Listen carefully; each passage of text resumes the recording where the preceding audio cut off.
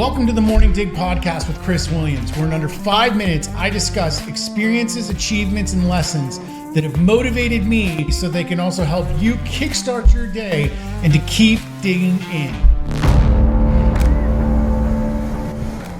Morning. Welcome to this edition of the Morning Dig podcast. I'm coming at you today with something that, I have looked forward to this moment for a long time. That was the opportunity to speak in front of a group. It was really special to me because I got to speak in front of a group of my peers. I got to do it in Arizona and another state.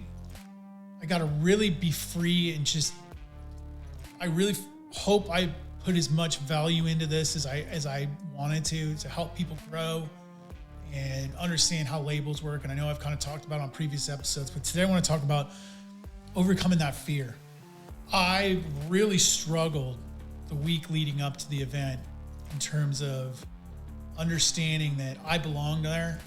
I had something of value to offer.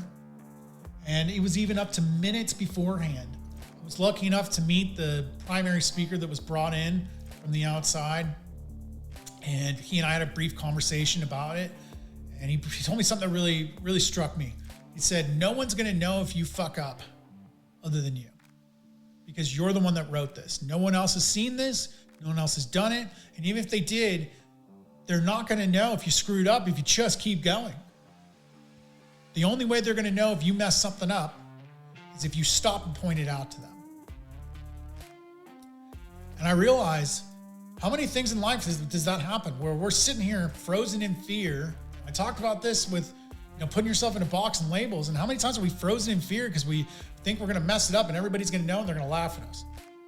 When in reality, 99% of the time, no one knows the difference. They don't know if you screwed up. As long as you just keep moving forward, they're going to think, oh, I tripped.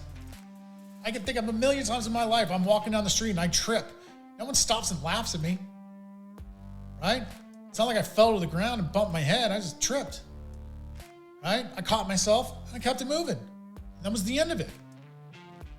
Same thing happens when you're getting through these fears. We create these irrational ideas of how bad it's going to be.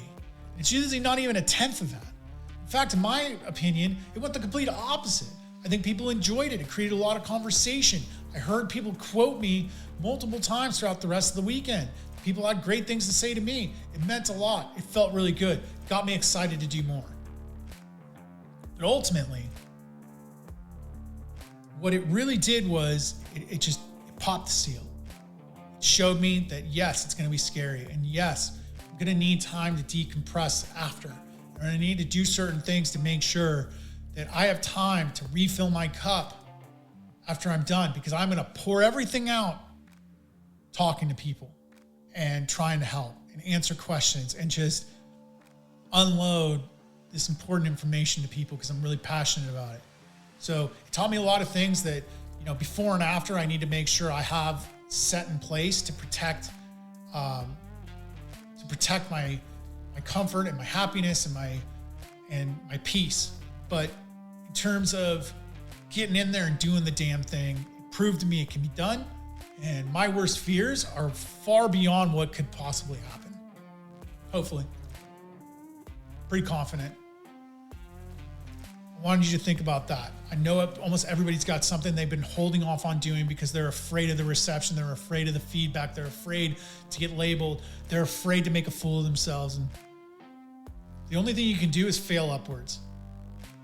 The only way you're going to go backwards is stagnation. It's not taking an action. It's not doing it. I look at it as the good, better, best scenario. The best case scenario is you did it yesterday. The better case scenario is you do it today. And the okay scenario is you do it tomorrow. Is it really a good scenario to wait till tomorrow? Probably not. But it's still better than not doing it at all. So good scenario, tomorrow. Better scenario, you do it today. And the best scenario is you did it yesterday. Something to think and chew on. I hope it helps. If you ever need anything, you know where to find me. Keep digging in. Thank you for taking the time today to experience the Morning Dig podcast. Whether you're a first-time listener or long-time listener, I hope that this has given you value, that you found the time to share this with friends so that you keep inspiring and rising the tides for all. If you haven't yet, take a moment to check the description below and follow me on my social media accounts for daily motivation, education, inspiration that I hope continues to provide value for years to come. As always, my goal is value. So if this provides value, continue sharing with others, keep digging.